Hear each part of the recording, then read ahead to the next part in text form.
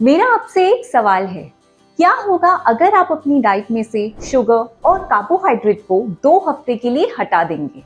सबसे पहले आप नोटिस करेंगे कि आपका फेस जो पहले गोल था, अब धीरे धीरे उसका शेप आने लगेगा। आपका जॉ लाइन दिखने लगेगा और साथ ही आपके फेस का पफिनेस भी कम हो जाएगा। आप स्क्रीन पे देख सकते हैं, ये मेरी 2 साल पुरानी पिक्चर है। इसमें मेरी डिलीवरी को हुए केवल 4 महीने हुए थे और मैंने अपनी वेट लॉस जर्नी तब तक शुरू नहीं की थी। बट विद टाइम मैंने इस जर्नी को शुरू किया और जो भी टिप्स मैंने अपने पास्ट वीडियोस में भी आपको दिए हैं और इस वीडियो में भी मैं आपको दूंगी, वो सब मैंने खुद पर यूज किए हैं और जिनका रिजल्ट्स आप देख सकते हैं स्क्रीन पे।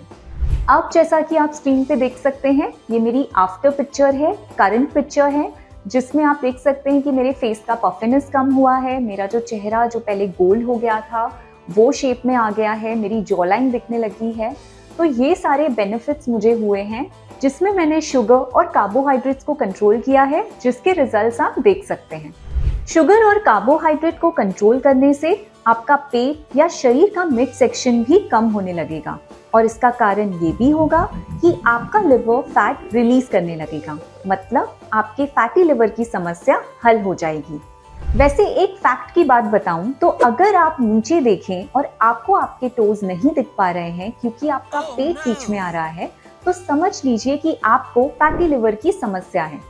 जब आप कार्ब्स और शुगर नहीं लेते तो शरीर को मजबूरन शरीर के फैट का इस्तेमाल करना पड़ता है, क्योंकि बॉडी में सिर्फ 2 ही सोर्सेज ऑफ फ्यूल हैं, एक है ग्लूकोज और दूसरा है फैट। और अगर शरीर के पास चॉइस हो तो शरीर सबसे पहले शुगर को ही यूज करेगा, और अगर शरीर के पास सिर्फ फैट फ्यूल का ही ऑप्शन हो तो वो शरीर का फैट बर्न करेगा और शुरुआत होगी आपके लिवर से फैट रिलीज होने से।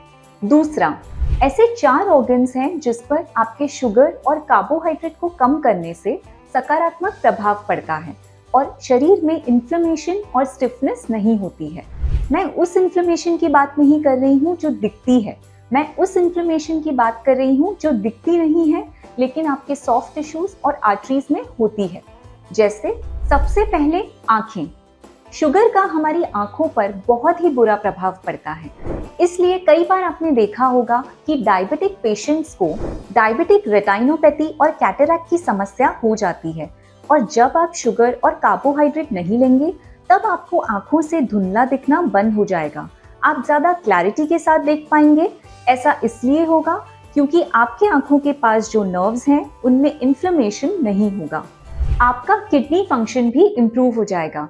किडनी एक ऐसा ऑर्गन है जिस पे हाई शुगर का बहुत ही बुरा प्रभाव पड़ता है, इसलिए डायबिटिक पेशेंट्स में डायबिटिक नेफ्रोपैथी की समस्या आती है और जब ये समस्या बढ़ जाती है तब डायलिसिस तक कराना पड़ता है। पर ये प्रॉब्लम जब ज्यादा बड़ी नहीं होती तब भी हमें कुछ सिम्टम्स दिखते हैं, जैसे रात में बार बार उठकर यूरिन जाना। कुछ लोग तो इस वजह से डीप स्लीप तक में भी नहीं जा पाते और 5 से 10 बार भी उठना पड़ सकता है। ये एक साइन है जहाँ पे बॉडी आपसे कह रही है कि इतनी शुगर की जरूरत नहीं है, क्योंकि ऑलरेडी बॉडी के पास बहुत शुगर है जिसे वो यूरिन के जरिए बाहर निकाल रहा है। साथ में ज्यादा शुगर और कार्ब्स आपके किडनी में इन्फ्लेमेशन को बढ़ाता है और एक तरह से किडनी में जाने वाली ब्लड वेसल्स की रस्टिंग करता है और इसे ही डायबिटिक नेफ्रोपैथी कहते हैं। ज्यादा शुगर से आपके खून की नली भी पतली हो जाती है। इसका कारण ये है कि जब ज्यादा शुगर आपकी खून की नली में होता है तो ये आपकी खून की नली को अंदर से डैमेज करता है, जिसका एक साइंटिफिक टर्म है जिसे लीजन कहते हैं। और फिर इस डैमेज को हील करने के लिए वहां पर कोलेस्ट्रॉल जम जाता है। जैसे अगर आपको चोट लग जाए और फिर आप बैंडेड लगा लें, उसी तरह खून की नली में कोलेस्ट्रॉल जम जाता है, जिससे ब्लड प्रेशर और हार्ट अटैक की समस्या हो सकती है। तो हार्ट डिजीज के लिए कोलेस्ट्रॉल डायरेक्टली जिम्मेदार नहीं है, बल्कि high sugar and carbohydrate diet सबसे बड़ा रीजन है हार्ट डिजीज के पीछे। और क्योंकि जब बॉडी में एक्सेस शुगर होता है तो वो केवल फैट में ही कन्वर्ट नहीं होता, बल्कि कोलेस्ट्रॉल में भी कन्वर्ट होता है। और जब आप अपनी बॉडी से एक्सेस शुगर को कंट्रोल करेंगे तो अपने आप ही आपका बैड कोलेस्ट्रॉल लेवल कम हो जाएगा। हाई शुगर से हमारे शरीर के नर्व्स पे भी बुरा प्रभाव पड़ता है, इसलिए डायबिटिक पेशेंट्स को अक्सर हाथ पैरों में जलन और पैरों में कांटे जैसी चुभन होती है, जिसे डायबिटिक न्यूरोपैथी भी कहते हैं। पर जब आप डाइट में शुगर और कार्बोहाइड्रेट कम करते हैं तो आपका नर्व्स हेल्थ भी इम्प्रूव होता है और न्यूरोपैथी के सिम्टम्स भी ठीक होने लगते हैं। हमारे ब्रेन में भी बहुत सारे नर्व्स हैं और इसलिए जब हम शुगर का कंजम्पशन नहीं करेंगे तब हमारा ब्रेन फंक्शन भी इम्प्रूव होगा।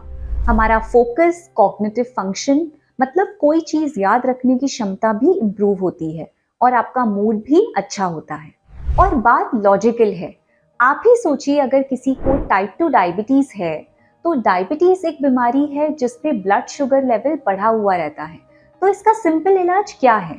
डाइट में कार्ब्स और शुगर नहीं लेना। पर अगर आप मेडिकली देखें तो मोस्टली ये आर्टिकल्स और बड़े बड़े एक्सपर्ट्स यही कहते हैं कि डायबिटिक कंडीशन जेनेटिकली इन्फ्लुएंस्ड है और हमारा लाइफस्टाइल अच्छा नहीं है, क्योंकि हम एक्सरसाइज नहीं करते या फिर जब कोई ओबीज होता है तब डायबिटीज के चांसेस बढ़ जाते हैं। और डाइट में हमें फैट्स को नहीं लेना चाहिए, क्योंकि फैट लेने से ओबेसिटी होती है और ओबेसिटी से डायबिटीज। पर अब ये मिस इन्फॉर्मेशन पूरी तरह से डीबंक हो चुकी है, क्योंकि फैक्ट तो ये है कि जब आप शुगर और कार्बोहाइड्रेट्स को कम करते हैं तो ही आपकी बॉडी का फैट बर्न होना शुरू होता है। और ये तो सिर्फ शुरुआत है। अगर आप और डेटा सर्च करेंगे तो ये वेबसाइट्स आपको डाइट में ज्यादा होल ग्रेन्स भी कंज्यूम करने का सुझाव देते हैं, पर होल ग्रेन्स में भी लगभग 70 to 75% कार्बोहाइड्रेट्स होता है। और आप ये नोटिस करेंगे कि आपके स्किन में जो टैग्स और आर्मपिट्स में जो नोड्स आ गए हैं वो भी धीरे धीरे कम शुगर लेने से क्लियर होंगे। हाई शुगर लेने से आपकी स्किन एक्सपैंड होती है, जिस वजह से स्किन टैग्स आ जाते हैं और आर्मपिट्स में भी नोड्स बन जाते हैं। और जैसे ही आप अपनी शुगर को कंट्रोल में करते हैं वैसे ही आपकी स्किन क्लियर होने लगती है और आर्मपिट्स के नोड्स जो हैं वो धीरे धीरे छोटे हो जाते हैं। आपके बॉडी का एनर्जी लेवल्स भी इम्प्रूव होता है। जैसा कि मैंने पहले भी बताया है कि आपकी बॉडी में एनर्जी के 2 सोर्सेज होते हैं, एक है ग्लूकोज या शुगर और दूसरा है फैट। जब आप शुगर कम लेंगे तो ऑटोमेटिकली आपकी बॉडी ग्लूकोज से एनर्जी लेने की जगह फैट से एनर्जी लेगी और आपका फैट बर्न होगा। क्या आपको पता है कि बॉडी में जो स्टोर्ड फैट और स्टोर्ड शुगर को कैलोरीज के रूप में कंपेयर करें तो एक पतले आदमी में भी 1 लाख कैलोरी स्टोर्ड फैट है और ग्लूकोज सिर्फ 1700 कैलोरी है। ये तो ऐसा ही हो गया कि आपके पास बॉडी को चलाने के लिए एक बड़ा कार का बैटरी है और फिर भी आप अपने बॉडी को चलाने के लिए एक छोटा AAA बैटरी का उपयोग कर रहे हैं। अब अगर आप अपने शरीर को इस छोटे से AAA बैटरी पर चलाएंगे तो डेफिनेटली आपको बार बार भूख लगेगी और आपको क्रेविंग्स भी होंगी और आपके बॉडी का एनर्जी लेवल अप डाउन होता रहेगा। लेकिन जब आप बॉडी फैट को एज एनर्जी यूज करेंगे तो आपके एनर्जी लेवल्स कांस्टेंट रहेंगे। अब सबसे आखिरी पॉइंट, जब आप शुगर कम लेंगे तब आपके शरीर में इंसुलिन रेजिस्टेंस भी कम हो जाता है। मतलब आपका इंसुलिन शुगर के प्रति ज्यादा सेंसिटिव हो जाता है। जैसे अगर मैं आपको एक एग्जांपल दूं कि अगर आपका एक बच्चा है और आप उसे बार बार डांटते हो तो हो सकता है कि एक समय के बाद उस बच्चे पर आपके डांट का कोई असर ही ना हो। ऐसे बच्चे को हम ये कहेंगे कि ये ढीठ या बच्चा रेजिस्टेंट हो गया है। लेकिन जब आप उस बच्चे को बहुत समय तक नहीं डांटो और अचानक से एक दिन डांट दिया तो शायद उसे असर हो और ऐसे बच्चे को कहेंगे सेंसिटिव। उसी तरह जब इंसुलिन का एक्सपोजर शुगर पर ज्यादा होता है तब इंसुलिन धीरे धीरे रेजिस्टेंट हो जाता है और जैसे जैसे इंसुलिन का एक्सपोजर शुगर पर कम होता है वैसे वैसे इंसुलिन की सेंसिटिविटी इंप्रूव होती जाती है। इंसुलिन एक हार्मोन है जो कि पैनक्रियास से निकलता है और इसका सिर्फ एक ही काम है, हमारे खून से ग्लूकोज या शुगर को सेल्स के अंदर डालकर एनर्जी प्रोड्यूस करना और साथ में ये दूसरे न्यूट्रिएंट्स को भी एब्जॉर्ब करता है।